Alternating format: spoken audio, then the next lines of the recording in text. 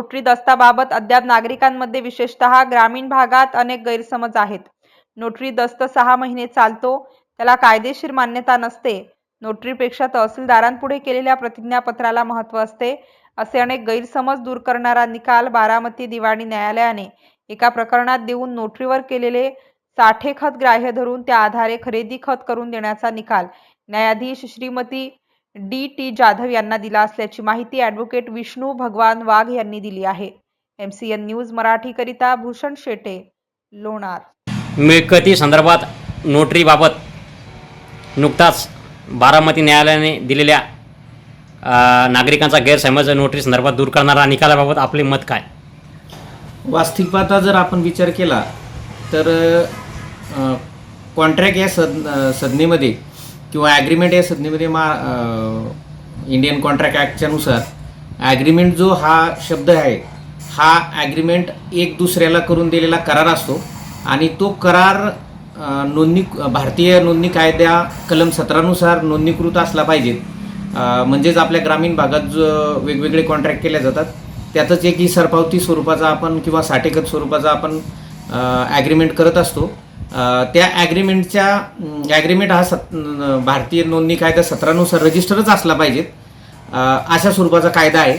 पण काही अपरिहार्य कारणामुळे जर तो नोंदणीकृत करता नाही आला तर त्याच भारतीय नोंदणी कायद्याच्या कलम 49 नुसार सदरचा जो दस्त आहे तो योग्य ती स्टॅम्प ड्युटी भरून म्हणजे जो मुद्रांक भरून तो न्यायालयात पुरावा म्हणून ग्राह्य धरला जातो आणि अशा स्वरूपाचे जे नोटरी केलेले जे इसार पावती किंवा जे ॲग्रीमेंट्स आहेत ते कोर्ट ग्राह्य धरून त्या खरेदी खत करण्याचे आदेश देऊ शकतात अशा स्वरूपाचा कायदा आहे।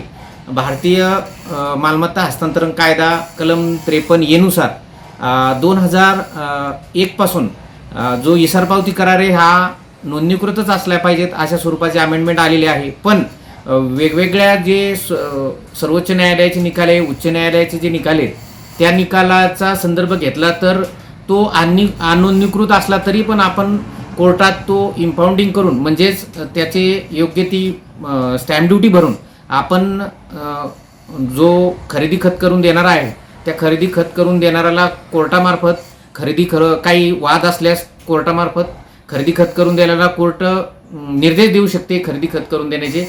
त्याच्यामुळे नागरिकांनी नोटरी करार हा 6 महिन्यासाठीच वैध असतो किंवा नोटरी करार हा चालत नाही, नोटरी ही कोर्टात चालत नाही अशा स्वरूपाचा संभ्रम दूर करावा।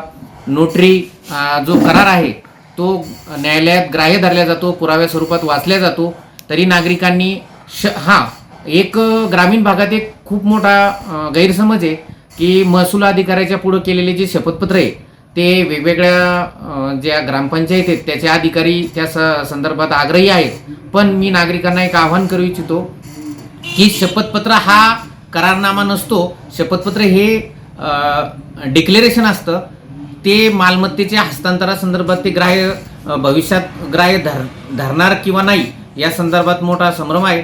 त्याच्यामुळं आपण मिळकतीच्या संदर्भात करारनामाच करावा किंवा मिळकतीच्या संदर्भात आपण ॲग्रीमेंट किंवा कॉन्ट्रॅक्ट अशा स्वरूपाचेच दस्त करावेत ही मी नागरिकांना कळकळीची विनंती करतो।